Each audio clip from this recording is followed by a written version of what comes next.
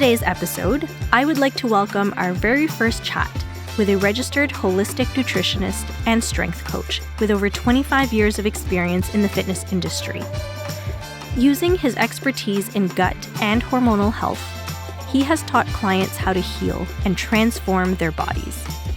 With a Bachelor of Science in Neuroscience from the University of Toronto, he later acquired a multitude of certifications to become a holistic nutritionist. Now specializing in women's hormonal issues and Gong medicine, he helps clients struggling with migraines, stubborn fat loss, constipation or diarrhea, premenstrual issues, sleep issues, and more. Helping people understand why they are stuck and how to heal, I would like to welcome the stress-reduced fat loss expert, Ken Sylvan. That was great. Wow. Thank you so much for joining us today. Hey, thanks for having me. I love the setup. It's nice in here. It's nice. I'm glad you like it. Hopefully you're comfy. I am. It's very comfy. Awesome. Go-to karaoke song. I would say End of the Road, Boys to Men. Oh, okay. Are we going to hear some throughout this episode? No. You got a mic right here. Yeah, no. Only if you guys put laughing gas in the room and I start going crazy or something. Have you ever pulled a prank on someone? Yeah, I guess. Yeah, I used to do funny things when I worked in a grocery store. We'd put grapes in the shirt and smash them, put eggs in someone's back pocket, hit them on the butt, keep walking, stuff like that. I'm never shopping where you shop. Yeah, where do you shop? I know. Farm Boy, actually. Farm Boy, yeah. Okay, no Farm Boy. No Farm Boy. Fresh food or fried food? Fresh food. Early bird or night owl? I am a night owl who is an early bird. I'm both. How do you do that? I don't know. My system's just that way. I'm a GABA deficient, so I've worked on working on my night owlness, but I'm always easy to get up in the morning. It's That's amazing. Yeah. I haven't met anyone who's been able to do that. It's called burning the candle at both ends. Yeah. And what would you do when life throws you lemons? Oh, I'd eat them. I love lemons. Amazing. Well, we're going to talk about all the lemons that life has thrown at you, and then we're going to talk about your lemonade. That's right. What changes would you like to see in medical care being in the health industry yourself? I think it would have to be understanding a little bit more how the body works. So more from an educational perspective? Yeah. I think a lot of times our first thought is, how do we work on the symptom? How do we just mask it? How do we manage it? And that's great because you want people to feel better. Right. But you also want to start looking at what is the true cause of these things. Let's take a step back and listen to the body a little bit more. So I think a lot of times when I had struggles, I could tell they didn't understand what was happening, but they had a great way of handling the symptom. Right. But in the background, my body was still I'm still not working good over here. So that's one thing I'd like them to get back to is taking some time back to understand how the body really works behind the scenes. Right. Yeah. Okay. I actually have a two-part question based on your response. The first one is I kind of want to try to understand your journey a little bit. Sure. What are some of the challenges that you have received that you touched on briefly about your own health? Yeah, for example, myself, I've had eczema in the past. I would say when you have eczema, you always will. Most people.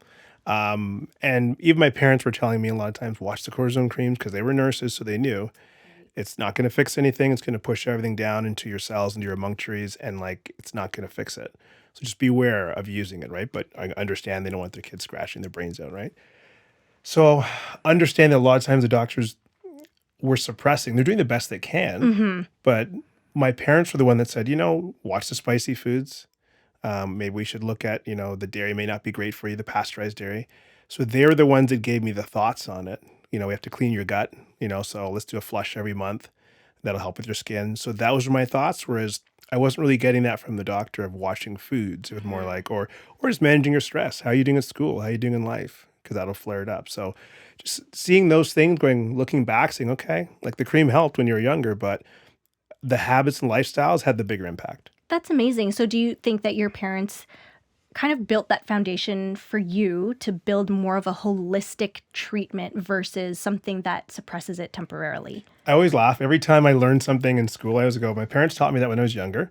And then I spent another 20 grand to learn it from someone else. I usually call them right away and I go, hey guys, I just learned something else that you taught me, 40 years ago. So thank you for that. I'm going to take you out for dinner. And I always laugh and we have a good laugh about it. And that's awesome. we go from there. So. But that's actually really helpful to have parents who have that knowledge, because there are a lot of children, even adults, who don't have that guidance, right? So sometimes you're not as fortunate, but it's really nice to know that throughout the course of your life, you've kind of had something to steer you away from, here's a medication, live on your medication for the rest of your life. Yeah, for sure. Absolutely. I'm very fortunate. That's the struggle with Western medicine. And then the second part of my question is around education. So where do you see medical professionals, or maybe even the school system, implementing more education around holistic treatment? Like which parts? Right. I think if we're looking at medical profession, for sure, they do need to spend more time understanding nutrition, but not from a calorie counting perspective, not from a macro perspective, but really understanding, okay, well, what does the liver actually do? When the liver's inflamed, what happens? Right. What does the gut really do? Right. And you want to go and venture out and find the people that are doing things that you can't. That's the only way you're really going to learn, is go, okay, well, there's this guy over here and he's getting people's skin better, getting them off, they're not inflamed, their digestion's better, their reflux medication's gone. What are they doing, he or she doing, that we can work with and start studying and understanding? And I think they need to start building that back into their core foundations when they're in school. So when they come out, they're ready, not thinking, okay, if this happens, you know what, if you have acne, give them birth control. Right. It's like, well, hold on. If you have acne, maybe you have heavy metals. Right. Like maybe your liver's inflamed. If your liver's inflamed, reproductive's not going to be happy. So doing that. And then in schools, I think we have to get back. Even if you look at Montessori schools, like 2 of my children were at Montessori. They said, yeah, no processed foods. Really? And do they give you the background to that, or is it just a strict rule that they have? They just say behavioral. They watched for years, and the behavioral aspect was negative. Interesting. So children were more rambunctious, angry, whatever. Like, we know if we give young males sugar, it'll deplete B6. Wow. Which will cause aggression. And we've seen that, if you even go into, they figured that out in jails. They took B6 out of the population, you'd have a riot, right? So we know these things. So if we, instead of doing that in schools and rewarding kids with sugar, then seeing them rambunctious, then punishing them or saying they can't focus, let's give them better foods in the system, which means you have to teach the teachers and from top down so they understand, okay, if we do this, children will pay attention better. They'll learn better. Right. Makes my job easier, the classroom job better.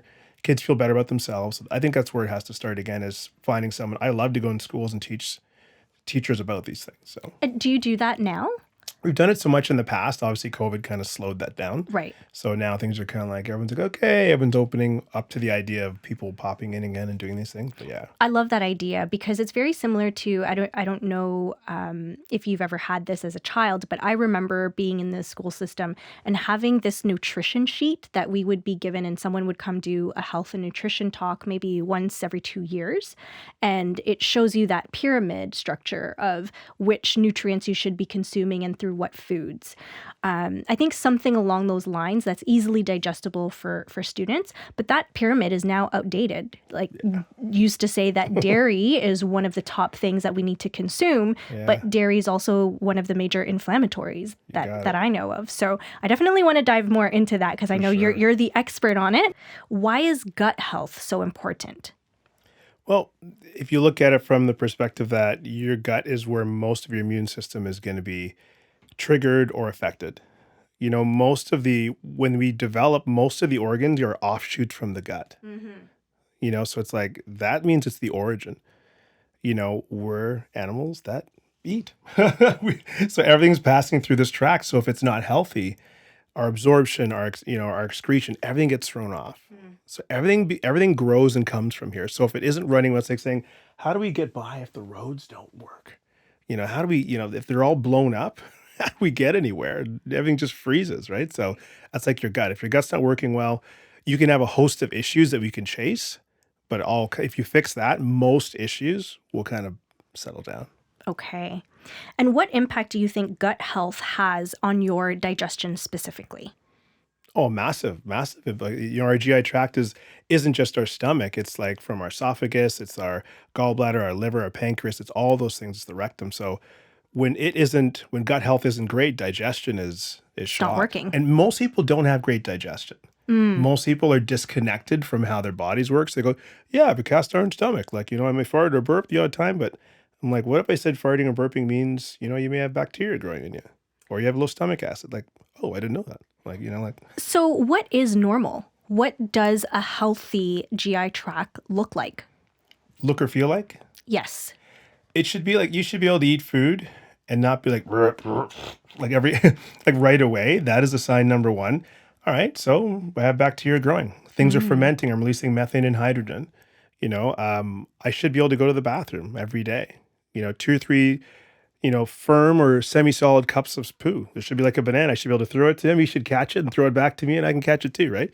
That's important. I should be able to have an appetite or some sort of digestive change every 3 to 4 hours. I shouldn't be like, oh, I got no appetite in the morning. Can't drink, can't eat till 4 o'clock. Like that shouldn't happen. I shouldn't have cravings. Cravings, I'm feeding critters. Is that even for, is that also for women who are going through menstruation? That's the one time that it's okay. So that's an exception. Yeah, during that time, women need to eat more. They need to change their calories. They need to up their calories because they're going through different stages based on menstruation. So that's the one time. Okay. Yeah. So outside of that, typically men shouldn't see fluctuation, and women outside of their menstrual cycle should be relatively even keel. Yeah, we shouldn't be like 10 o'clock. Okay, I'm craving. If it is, serotonin's off. I got critters to feed. I'm stressed out. So all those things can be managed, right? So. Okay. My next question for you is, what impact does gut health have specifically on your hormones? And first, I want to clarify what hormones are actually relevant and what they're for. So just so our listeners understand, let's actually start with the hormones. What is cortisol? Cortisol is a stress hormone. Okay, so we release that. And it's not all bad. Whenever we cortisol these days, cortisol's bad. We want to suppress cortisol. If we don't have cortisol, we couldn't get up in the morning. We wouldn't get up. We wouldn't be alert. We wouldn't want to drive into our day. So cortisol is vital for those functions. To a certain extent. Yes. Right. It's when it's chronically disrupted. And Okay. sometimes it's too low, meaning like I'm always stressed. So now my adrenal glands don't release what they need. So now I'm like getting out of bed is like, oh, I can't do it. No motivation. That's different. It can also be chronically elevated. So it's time, to wind down 7, 8, 9 o'clock. I'm awake, I'm wired, I'm doing stuff, I'm up in the night. That's a problem. So that's where you want to keep cortisol on the train of fire in the morning, dip after lunch, evening time, sundown, it goes down. Okay. And that's a nice cortisol curve. So how would you manage that with your gut health? One, trying to understand it in a client, and then how do you adjust it accordingly? Sure. Number one, I guess looking at when we stop eating. So a lot of times the biggest way to disrupt your cortisol curve is to 9, 10, 11, 12, start eating p.m. So when your digestion's shutting off at 8 o'clock, start eating then. Because what happens now, your body's like, okay, I have to make the stomach work overtime. Okay, it means melatonin gets pushed away at 8 p.m., which means cortisol gets to stay around. Now it's up at night. So now you're getting up to pee. And then in the morning when it needs to fire and wake you up, it's been firing all night. Now you're tired. So it's going down. That's right. So now in the morning, your cortisol takes a dip. So now you have this reversed curve that many people have. And then what we do, we need coffee to get up and then, whatever, gummies to get, I don't know, to fall asleep wherever you are out there. So I do see a lot of people dependent on coffee in the morning, and that could be definitely a reason why, because you need that pick-me-up at a time when it's going down. That's right. Yeah. And if you look at children, if you feed them a certain way, that's why we love working with children. If you feed them waffles for breakfast or sugary things like insulinogenic foods, their brain functions off. Right. And we can't give them coffee. Right. So then they misbehave. Right. The only reason we mask it is because we can drink coffee, tea, whatever, and then masquerade that. Which children don't typically have access to. That's right. So one thing I also do want to clarify is that when you say insulin, a majority of individuals feel that sugar can only be found in things like candy. But when you said waffles, it's not a candy. But what impact does that have on your insulin? It's still a simple carb. That's right. So what does it look like, and what can it do to children, or It's cereal even? Yeah, cereal. Oh, cereal's a great one in the morning. Cereal's like we in North America, we grew up on cereal and orange juice and toast, and all that does is, remember, whatever we eat in the morning sets the hormonal trend for the day. So if I have cereal at breakfast, insulin goes up. My body's like, okay, I'm a mammal. Let's keep insulin where it is, which means I want to snack more, whatever. But also the brain function makes it like pinball. So for many kids, focus is doesn't work well. I was fortunate that when I ever had pancakes for breakfast, I'd tell my parents, I'm sweaty and irritated when I go to school. Can I have it for dinner? Because it would raise serotonin. I didn't know why, but it'd raise serotonin and I would sleep well. But if I took it in the morning, I'd just want to I'd be like this at school. Wow. So they'd give me like cream of wheat or oatmeal or Red River cereal, like in like a sausage or something. And then that'd be my breakfast. And I'd be like, okay, I can focus, and I wanted to focus because I wanted to do well, but so. And is that what you would recommend for parents and children who might have a preference in terms of what type of food? So oatmeal. Or even proteins and fats are even better. Oh, okay. I find a lot of children will say, you know what, if you give them give them a hamburger patty and a handful of walnuts if they can handle it. It's simple, it's fast. Yeah. Give them, pasture-raised eggs and half an avocado. Yeah. If they can handle that, protein and fats raise acetylcholine. Mm-hmm. And acetylcholine is what we like because that's what coffee raises. Okay. So then they'll be able to focus. They'll go to school like beeline, like, okay, I'm ready to go. Versus being like, yeah, whatever, or like rambunctious or like. So what is acetylcholine? Acetylcholine is one of our neurotransmitters that we test in the Bravermans. And when it's depleted, like I said, our brain, we can't remember. We can't think straight. We have to read passages over and over again. Those are all signs of low acetylcholine. So it helps us drive and drill in and remember. So that's why things like GPC, DMAE, carnitine, huperzine, all those nootropics, they're great for like raising acetylcholine. Like I give my daughter and my son acetylcholine. I give them GPC. Okay. So take a couple drops. They focus. They started taking it for sports. But then they realized with school, they could study more, focus more. Even my son was like, yeah, I understood my math teacher when I took GPC. After that, I was like, I don't know what he's saying.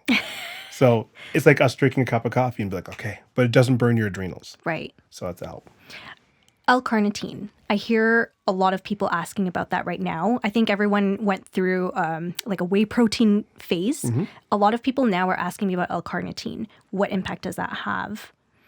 It depends on the kind. If it's just regular carnitine, you're looking at, concentration, you help with focus a little bit. Sometimes it'll help with how you manage your carbs a little bit. If it's acetyl L-carnitine, it's more for brain stress. So someone has like mental stress, a lot of focus, a lot of studying, a lot of business.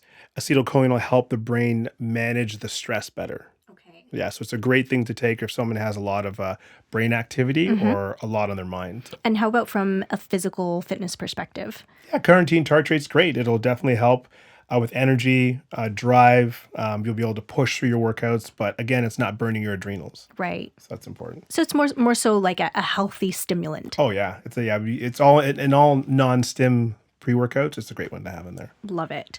You mentioned serotonin a little bit earlier. Yeah. Can we dive into what serotonin is and the impact that has? Sure. Serotonin is another one of the neurotransmitters.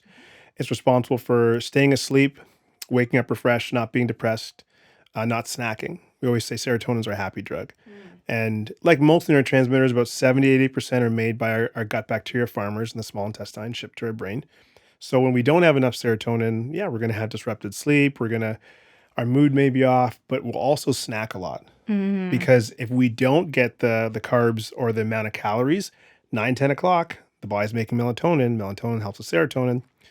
We're going to need that food to build serotonin up. That's a lot we have with nighttime snacking. So serotonin is very important for all of us, but also ways to increase it is blue light glasses. Make sure you're doing that. Watching your light at night.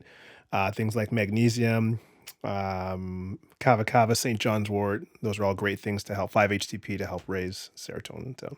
Okay, so I definitely hear a lot of people struggling with serotonin and depression. Mm-hmm. What things can you do to help your serotonin levels to improve depression? And to what extent? Like, would it help all levels of depression? I believe so. Like I said, like if we can start generating more serotonin in our brain on its own, That's massive. Like I said, like if we can do that, I think people will feel it right away. You know, it's like blocking the light at night so that your serotonin can actually go up. Clients notice that. They go, you know what? I slept better. I felt better. I woke up feeling refreshed. I didn't snooze as much. My mood feels better. You know, like all those things help. Absolutely. Absolutely will help.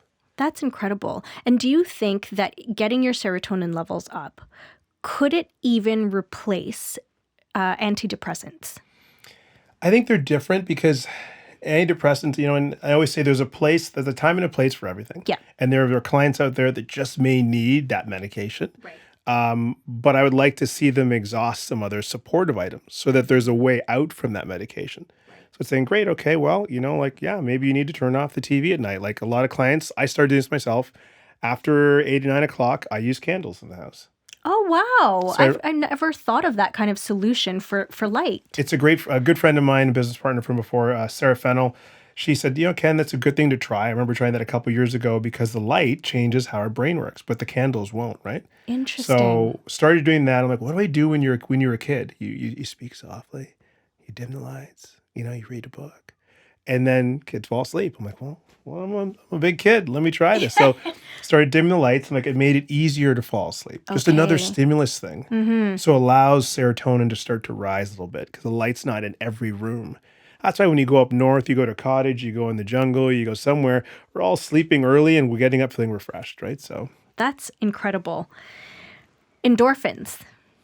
What are endorphins? Little proteins that kind of attach to the opioid part of our central nervous system. So it's like opioid, you think of opium, right? You're like, woohoo, right? So they're the feel-good centers, the feel-good drugs, you know, from training, exercising, you know, being with someone, hanging out with them, spending time with them, going for a run. They all get released from that center. So it's a natural drug that your body produces. Oh yeah, and people feel great on it. That's why I love cardio. I do cardio. I just feel like a rush after. And how does gut health, or how could you use or improve your gut health to increase your endorphins? I think if you improve your gut health, you can manage your stress hormone. Right. Because if the gut's damaged, right, we're going to have food leaking through the wall. Our immune system is going to target and attack that instead of viruses because we're just going to see amino acid sequence. So your immune system doesn't understand, oh, that's broccoli. It just goes, oh, well, look at that. I haven't seen that before. Let me tag it and then repeatedly go after it. If our immune system's always going after and hunting, our adrenaline's up, right? If we can manage that a little bit, manage our gut health, seal the walls, improve that, now we don't have as much fluctuation. Right. So now we have better gut health, which means we have, right, everything else comes along with it. That's great. Which means endorphins don't get pushed to the side. That was my point. Right. What is your opinion on cold water? This is actually a great question. So from studying Qigong medicine, my instructor would say, freaking terrible. Like terrible. Really? Yeah. In Chinese medicine, cold water, cold under your feet, cold on your back, not good for the kidneys, which is your major center for qi. So for so long, I avoided it. But then studying it more and working with cold, I realized it helped a lot of things in my brain, my nervous system, my dopamine got better. My mood was better in the morning. Inflammation was less. So I was like, oh, sorry, teacher, I'm going to try this. You know, so I found it was a very helpful thing to do at least 1 minute. We get clients to do it 10 seconds to 1 minute at the end of their shower. And they find... running water then? Yeah. Okay. Yeah, because... Not necessarily submerged in like a cold bath. If you can do that, great. You know, for me, it's like lowest hanging fruit. Right. And most people, great, I got to turn the bath. You got to wait for it to fill up. You got to do that. It's like, do the shower, last minute, turn it all the way to the cold. You know, focus on your breathing, calming your mind, and then realizing the benefits of that rush when you come out and your body's kind of pushing fluids and toxins out, and you're going to feel so much better. So, okay, so you would recommend it? I do. I like clients to do it in the morning. Only in the morning, though. So Wim Hof is onto something. He's a very smart guy. I watch his YouTube videos and I'm just like, yeah, I can't do it. I did it a couple of years ago and I've been trying it ever since. And this is one of my things I like to hack on with clients or I do for myself. If I have a late night and I don't sleep well and I'm stressed, I always do Wim Hof in the morning because it helps with your immune system. Okay. So it really puts your immune system on high alert. And I found I even taught my kids that. And it's like, you can't deny it. It's like it works so well, right? So yeah. Well, yeah. I'm still working on it. A good friend of mine had actually recommended it maybe a year ago. Mm-hmm. I'm still working on doing it in the shower. I can't get past 5 seconds. 10 seconds every week, add 5. Yeah, I know it's tough. I'm on it. I'm working on it. I'm just very, very slow. If you had unlimited access to finances, what would you spend the rest of your life doing? What I'm doing. I love it. I love that. Thank you so much for spending time with us today and sharing your wealth of knowledge. I really appreciate your time. I learned a lot, and I'm hoping our listeners learned a lot too. It was fun. I loved it. And how can anyone reach you if they're interested in getting in touch? If you're an Instagram person, at b_elite_Ken. If you're on TikTok, same thing. Or just www.beelite.ca. And if you're a coach, it's at transformationmentorship.ca. So. Perfect. Thank you so much. And we'll definitely have Ken's information on the lemonsaid.com website as well.